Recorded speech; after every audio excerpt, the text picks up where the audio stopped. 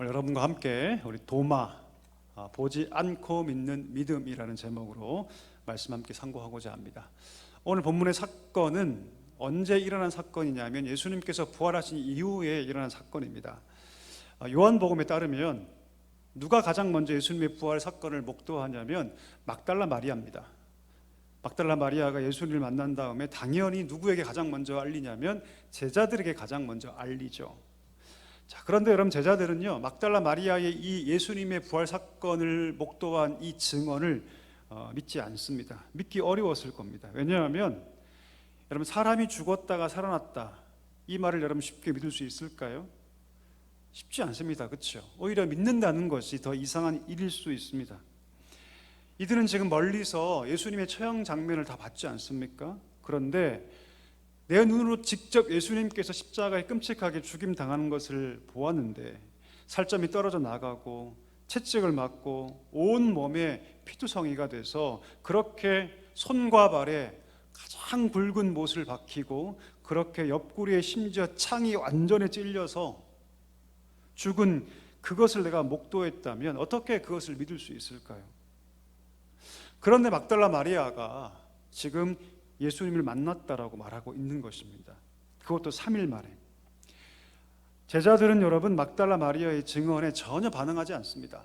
믿음으로 반응하지 못해요.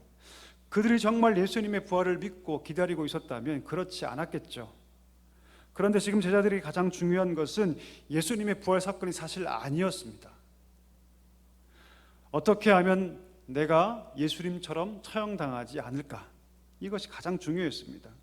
예수님께서 십자가에 달리신 지 겨우 3일밖에 되지 않았기 때문에 지금 제자들은 두려움에 떨고 있죠. 내가 예수님과 함께 어울려 다녔다는 것만으로도 해코지를 당할 수 있는 그런 상황이었기 때문이었습니다. 그래서 그들은 함께 모여 있었는데요, 온 문을 다 꽉 틀어 잠그고 벌벌 떨고 있었습니다. 그 상황 가운데 예수님께서 호련히 그들을 찾아오시죠. 그리고 두려워 떨고 있는 제자들에게 평강을 전하십니다. 너에게 평강이 있을지어다. 그러면서 부활하신 예수님 당신의 몸을 다 보여주셔요. 다 보여주십니다. 제자들은 비로소 그 부활하신 예수님 몸을 보면서 부활의 사실을 그들은 실감하게 되었던 것이죠. 자, 그런데 문제는 무엇이냐면 오늘 본문에 등장하는 도마는 그 자리에 있었습니까? 없었습니까?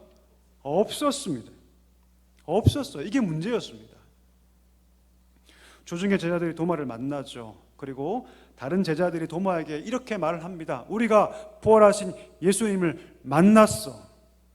자, 여러분 도마라면, 내가 도마라면 여러분은 그 말을 믿을 수 있으시겠습니까? 당연히 도마는 굉장히 이성적인 사람이고 합리적인 사람이거든요.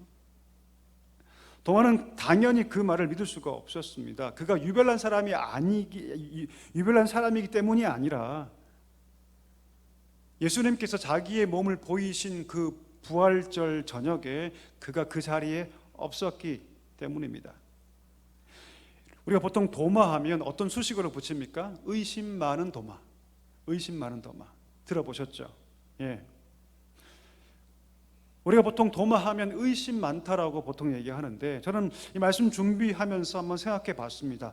정말 도마에게 이런 수식어를 붙이는 것이 합당한가? 좀 그렇지 않은 것 같아요. 왜냐하면 예수님께서 나타나신 그 자리에 도마가 없었기 때문입니다.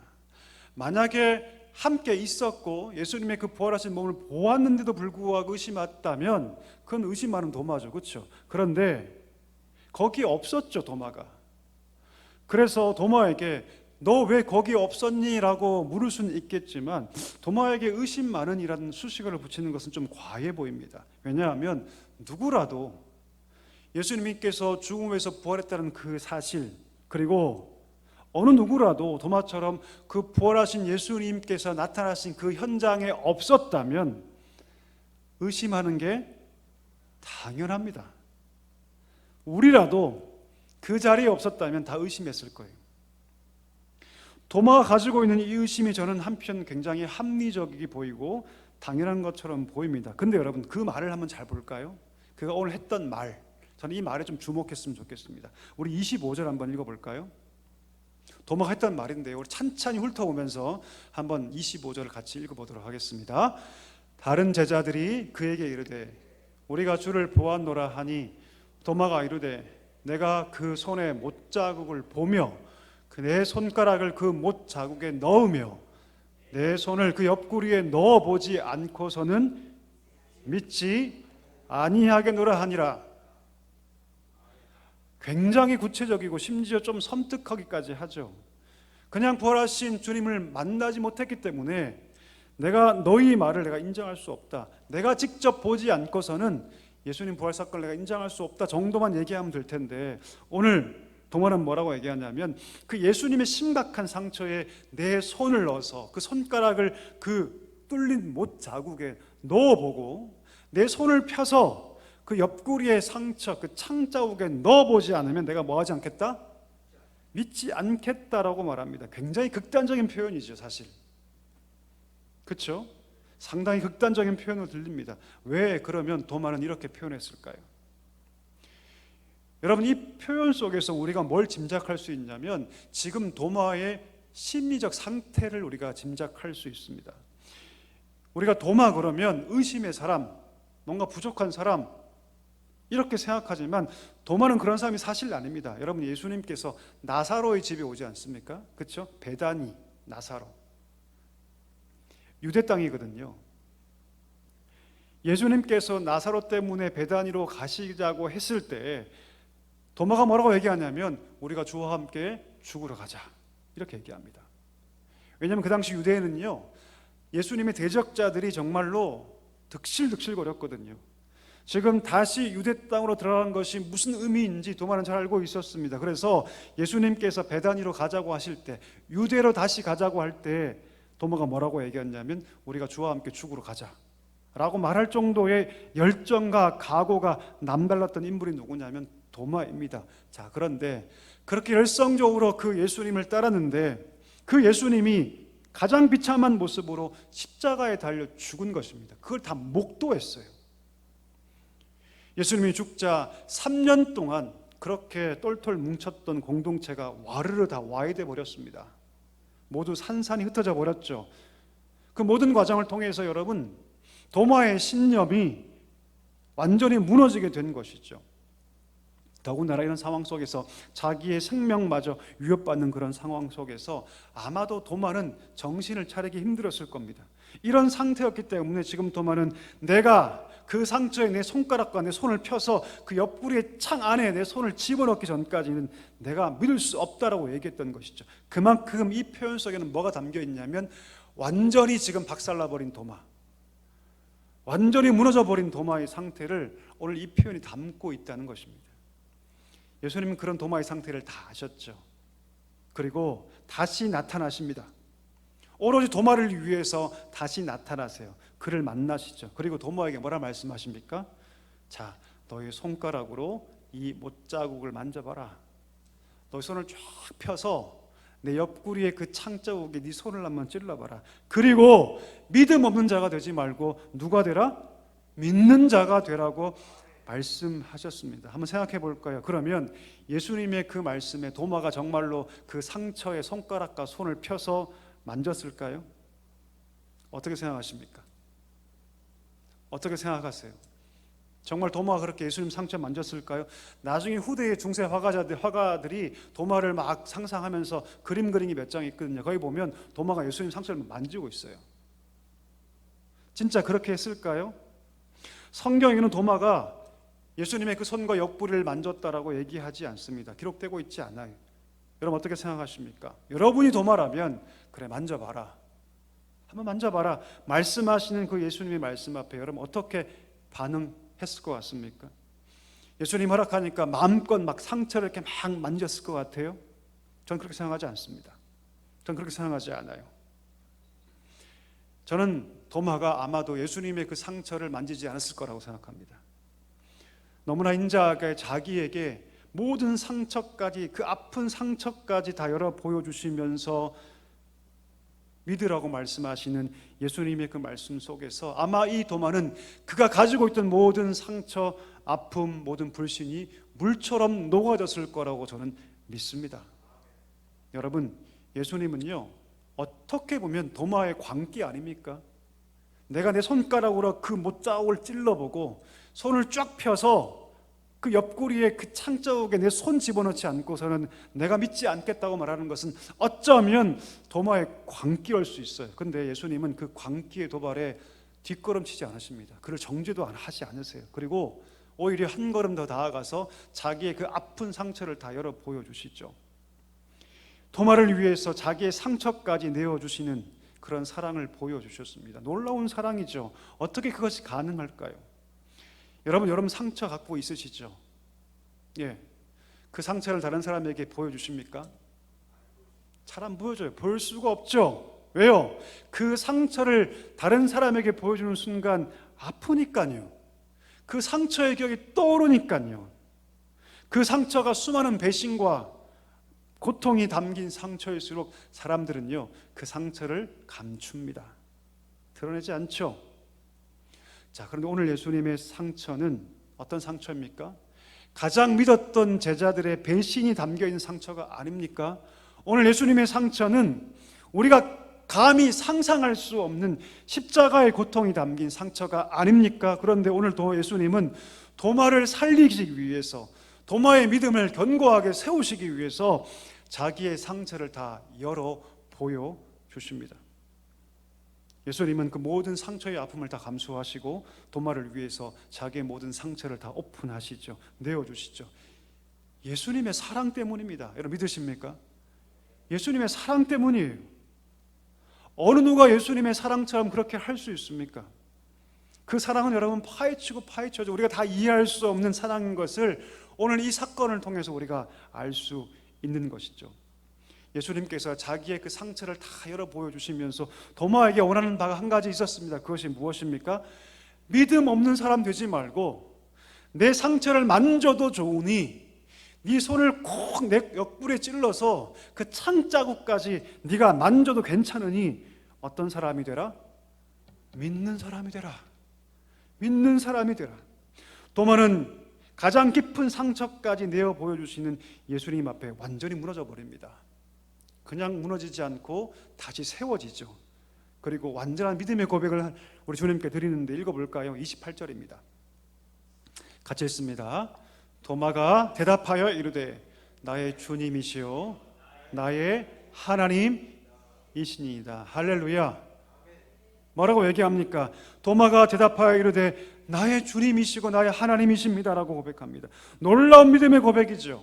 근데 한번 생각해 볼까요? 이 믿음의 고백이 가능했던 것은 도마가 부활하신 주님을 만났기 때문입니다. 주님을 보았기 때문이죠. 도마가 보지 못했다면, 더 나아가서 자기의 상처까지 환히 열어 보여주시는 그 예수님의 사랑을 그가 경험하지 못했다면 할 수 없는 고백이죠. 보았기 때문에, 예수님의 그 사랑을 보았기 때문에 그가 이렇게 지금 고백할 수 있는 거죠. 그때 예수님께서 말씀하십니다. 29절, 오늘 핵심 구절인데요, 같이 한번 읽어볼까요? 예수께서 이르시되 너는 나를 본고로 믿느냐? 보지 못하고 믿는 자들은 복되도다 하시니라. 할렐루야. 아멘. 오늘 예수님께서 믿음 없는 도마를 회복시키시면서 동시에 이 시대를 살아가는 우리에게 주님 뭐라 말씀하시냐면 진짜 믿음이 무엇인 줄 아느냐라고 우리에게 말씀하시고 가르쳐 주세요. 여러분, 보고 믿게 되는 거, 그게 잘못된 겁니까? 여러분? 잘못된 것이 아니에요. 우리 하나님도 때때로 이런 방법을 쓰십니다. 오늘 도마가 예수님의 그 못 박힌 손가락과 창 찔린 옆구리를 보고 믿게 된 것처럼, 보고 믿는 것이 무조건 잘못된 것이 아니죠. 그게 잘못됐다면 애초에 우리 예수님께서 이렇게 말씀도 안 하셨을 거예요. 여러분, 우리 예수님은요, 하나님은요, 때때로 우리가 완전히 무너졌을 때, 도저히 무엇인가 보지 않고서는 우리가 회복할 수 없을 때, 회복의 기미가 전혀 나타나지 않을 때, 때때로 하나님께서 우리 인생 가운데 보여주시는 방법을 통해서 우리의 믿음을 회복시킬 때가 있습니다. 건강이 완전히 망가져서 그 망가진 건강 때문에 우리의 믿음도, 우리 영적인 자리도 흔들려 버리고 큰 고통에 빠졌을 때 하나님은 그 건강의 회복을 보게 하셔서 우리의 믿음의 자리를 회복시킬 때가 있다는 것이죠. 물질의 문제 때문에 우리 인생의 절망에 빠져 있을 때, 그 물질 때문에 우리가 영적으로도 믿음조차 희미해질 때 하나님은 때때로 그 물질의 회복을 보여주셔서 우리를 믿음의 자리까지 인도하실 때가 있다는 것이죠. 우리는 그렇게 하나님께서 보여주시는 것을 선호하지 않습니까? 그렇게 하나님께서 우리 삶의 신앙을 회복하는 것을 선호합니다. 그런데 오늘 주님 뭐라 말씀하시냐면, 뭐라고 말씀하세요? 그런데 내가 때때로 너희 삶 가운데 그런 방법을 통해서 역사하지만, 그런데 보지 않고 믿는 것이 더 뭐하다? 복되다. 할렐루야. 건강이 회복되지 않고 물질의 문제가 여전히 내 삶 가운데 있다 해도, 아무것도 보이지 않아도 그때라도 여전히 하나님을 신뢰하면서 살아갈 수 있다면, 야, 정말 그 믿음이야말로 하나님이 기뻐하시는 믿음이라고 오늘 말씀하고 있는 것입니다. 오늘 여러분에게 한 여인을 소개하고 싶은데요, 이 여인은요 정말 가장 인생의 등급이 있다면 가장 낮은 등급의 그런 사람이 누구냐면 여러분, 기생 라합입니다. 혹시 라합을 아십니까? 기생 라합. 여호수아 1장에 보면 여리고란 성에 기생 라합이 등장하죠. 여인입니다. 이방 여인. 같은 여인 중에서도 가장 천대받던 기생, 그냥 술 따르는 정도가 아니에요 여러분. 몸을 팔았던 여인이죠. 이 기생 라합은 한 번도 이스라엘의 역사를 본 적이 없습니다. 하나님께서 일하신 장면을 본 적이 한 번도 없어요. 근데 그가 믿습니다. 이 여인이 믿어요. 그리고 고백하죠. 뭐라 고백합니까? 상천하지에, 위로는 하늘 아래는 땅에 하나님보다 위대한 분은 없는 것을 내가 압니다. 그 하나님이 이 백성을 이끌어내셔서 광야로 인도하신 것을 내가 알고 믿고 있습니다라고 그 여인이 고백합니다. 한 번도 본 적이 없어요. 그냥 소문만 듣고 그 소문을 통해서 하나님 믿습니다. 그리고 두 정탐꾼을 숨겨주죠. 아무나 그것을 할 수 있을 거예요? 아니에요 여러분. 정탐꾼을 숨겨준 것은요, 자기 목숨을 두지 않고서는, 걸지 않고서는 할 수 없는 일이었죠. 그녀는 들려진 말씀, 지금 하나님께서 요단 동편에서 어떤 일을 행하셨고 이스라엘 섬기는 그 하나님께서 어떤 하나님이신지 소문을 들었을 때 그 여인은 아무것도 본 것이 없었지만 하나님 믿었습니다. 하나님 그 믿음을 정말 칭찬하시죠. 그 믿음을 기뻐하시고 이방인으로서 예수님 족보에 들어가는 그런 영광을 하나님께서 그 여인에게 허락하셨습니다. 사랑하는 성도들, 한번 물어보고 싶습니다. 여러분은 하나님의 살아계심을 믿으십니까? 한 번 더 묻겠습니다. 예수님의 십자가와 그 부활 사건을 믿으십니까? 하나님의 능력을 믿으십니까? 예, 다 아멘이라고 하실 것을 제가 알고 있었습니다. 우리는 이 질문에 다 아멘 할 것입니다. 그런데 그렇게 아멘이라고 말하는 모든 사람이 다 풍성한 은혜를 누리는 것은 아닙니다. 우리가 이 질문에 다 아멘이라고 답하지만 모든 그렇게 답하는 자들이 다 하나님의 풍성한 은혜를 누리며 사는 것이 아니라는 것이죠. 어떤 사람은 믿음이 있노라고 얘기하고 하나님은 살아계신다, 예수님이 십자가의 부활의 능력을 믿는다라고 얘기하지만 나는 보지 못한다, 나는 보지 못하기에 늘 의심하고 흔들리며 세상과 하나님을 동시에 보며 갈팡질팡하는 사람도 있다는 것이죠. 여러분, 시선이 고정되지 못하면 그 인생이 어떻게 될까요? 시선이 고정되지 못하면 인생이 어떻게 될까요? 인생을 배로 비유하는데 그 배의 키가 갈팡질팡하게 된다면, 고정되지 못하고 갈팡질팡하게 된다면 그 인생의 배가 어떻게 될까요? 무조건 흔들리게 됩니다. 여러분, 무조건 흔들립니다. 우리의 시선을 하나님께 고정하지 못하니 우리 인생의 배가 흔들리게 되는 것이죠. 여러분, 이런 우리의 삶에 오늘 예수님께서 말씀하고 있는 것입니다. 보지 않고 믿는 것이 복되다. 그러니 너의 인생 가운데 육신으로 보지 못한다고 해서 내가 죽은 것이 아니라 여전히 내가 너와 함께하고 있으니, 내가 너와 함께 일하고 있으니 믿음으로 뭐하라? 걸어가라. 오늘 우리에게 이렇게 말씀하고 계신 줄 믿습니다. 여러분, 생각해 볼까요? 인생의 가장 큰 불행이 뭘까요? 인생에서 가장 큰 불행이 뭘까요? 저는 이렇게 생각합니다. 믿음을 잃어버리는 것, 뭐라고 여러분? 믿음을 잃어버리는 게 가장 큰 불행입니다. 내 가족을 믿지 못해요. 내 남편을 믿지 못합니다. 우리 자녀를 믿지 못해요. 내 이웃을 믿지 못해요. 세상에 누구도 믿지 못하는 것, 가장 큰 불행입니다. 더 나아가서 내가 하나님 믿고 교회에 나와서 신앙생활을 하지만 하나님 믿지 못하는 것, 가장 인생의 큰 불행입니다. 아무도 믿을 수 없으니 누구만 보고 사는 거죠? 나만 보고 사는 거죠. 나만 보고. 이것이 가장 큰 인생의 불행의 시작입니다. 바꿔 얘기하면 우리가 믿기 시작할 때 내 아내를 믿고 내 남편을 믿고 우리 자녀를 믿고 우리 이웃을 믿고 더 나아가서 하나님을 신뢰할 때 우리 인생이 어떻게 바뀐다? 가장 행복한 인생으로 바뀔 줄 믿습니다. 보이지 않음에도 불구하고 하나님을 신뢰하며 걸어갈 때 우리 삶에 그 믿음으로 주어지는 복이 비로소 임하기 때문이죠. 여러분, 놀라운 사실은 무엇입니까? 하나님을 믿는 그 믿음이 회복되면 사람을 향한 믿음도 회복됩니다. 여러분 믿으십니까?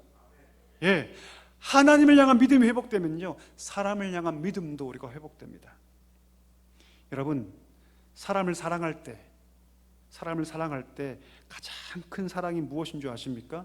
바로 이것이에요. 그 사람을 믿어주는 것. 가장 큰 사랑입니다. 여러분, 가장 큰 사랑. 많은 교육학자들이 이런 얘기를 하죠. 자녀를 올바로 키워가는 가장 중요한 키워드가 뭐다? 믿어주는 것이다. 믿음을 주는 것이다. 믿어주는 것이다. 자녀 교육에 두 가지면 충분하다는 거죠. 내가 너를 사랑한다. 여러분, 건강한 부모치고 사랑하지 않는 부모가 있을까요? 그런데 때로는 그 사랑이 왜곡되니까 잘못되는 거 아니겠습니까? 두 가지가 필요하다는 거죠. 내가 너를 사랑한다. 거기에 하나 더, 내가 너를 믿는다. 내가 너를 믿는다. 이 두 가지만 있으면 자녀 교육이 충분하다는 거죠. 우리 사랑하는 성도 여러분, 하나님에 대한 믿음이 회복되면 비록 내 자녀가, 우리의 가족이, 내 남편이, 내 아내가 모순투성이고 상처투성이고 부족함투성이지만 그도 믿을 수 있게 되는 줄 믿습니다. 그들에게 믿음을 주는 사람이 된다는 것이죠. 말씀을 정리하기를 원합니다. 여러분, 우리는 어떤 시대를 살고 있습니까? 보이는 것이 전부라고 믿는 시대를 우리는 살아가고 있습니다. 내가 보지 않으면 난 믿을 수 없다라고 말하는 시대를 우리는 살고 있죠. 아마도 도마는 그런 가치를 가지고 살았기 때문에 예수님의 부활의 그 사실을 신뢰하지 못했을지도 모릅니다. 그런데 믿음은 그게 아니죠. 우리 함께 읽어볼까요? 히브리서 11장 1절 말씀, 우리 한번 읽어보겠습니다. 믿음은 바라는 것들의 실상이요 보이지 않는 것들의 증거지. 아멘. 믿음은 보이지 않지만, 믿음은 무엇 붙잡고 나아가는 것이다? 약속의 말씀 붙잡고 나아가는 것이다. 하나님 붙잡고 나아가는 것이다. 이것이 진정한 신앙의 본질이다. 이렇게 우리에게 말씀하고 있다는 것이죠. 그럼 도마가 마지막에 어떻게 되었을까요? 도마는 보지 않고 믿는 믿음이 더 복되다고 말씀하시는 그 말씀을 마음에 새깁니다. 그리고 그가 아무도 가지 않는 땅에 갑니다. 어디까지 갑니까? 인도까지 갑니다. 페르시아를 거쳐서 인도까지 가죠. 그리고 인도에 도착해서 지금의 첸나이, 구마드라스, 첸나이 지방에 가서 복음을 전하다가 그곳 원주민이 던진 창에 찔려 순교를 당합니다. 그가 순교를 당하면서 이렇게 외치죠. 뭐라고 외칩니까? 내가 주를 예배하나이다. 내가 주를 예배하나이다. 주를 예배하나이다. 그렇게 계속해서 그 짧은 마디를 외치면서 그런 순교당합니다. 지금 첸나이 지방에 가면 이 도마의 순교를 기념하는 도마 기념교회가 있는데 그 교회 정면에 이 글자가 써여 있습니다. 주를 예배하나이다. 주를 예배하나이다. 그가 마지막으로 남긴 유언이죠. 주를 예배하나이다. 어떻게 도마가, 그 의심 많던 도마가, 그 이성적이었던 도마가 여러분 아무도 가지 않는 그 인도까지 가서 순교의 자리까지 갈 수 있었을까요? 그가 계속해서 무엇을 보았기 때문에? 아니요, 그렇지 않습니다. 보지 않고 믿는 믿음이 복되다는 주의 말씀을 마음에 새기고 어디까지 간 것입니까? 순교의 자리까지 가게 된 것입니다. 여러분 축복합니다. 우리 사랑교회 모든 성도들에게 이 믿음이 있기를 소망합니다. 때로 보이지 않고 느껴지지 않아도, 하나님 그 방법을 통해서 내 믿음을 회복하시지 않아도 보지 않고 끝까지 믿는 것이야말로 진짜 믿음이다. 그렇게 말씀하시는 그 말씀을 마음판에 깊이 새기고 도마처럼 믿음의 길을 걸어갈 수 있는 우리 모두가 되기를 주의 이름으로 간절히 축복합니다.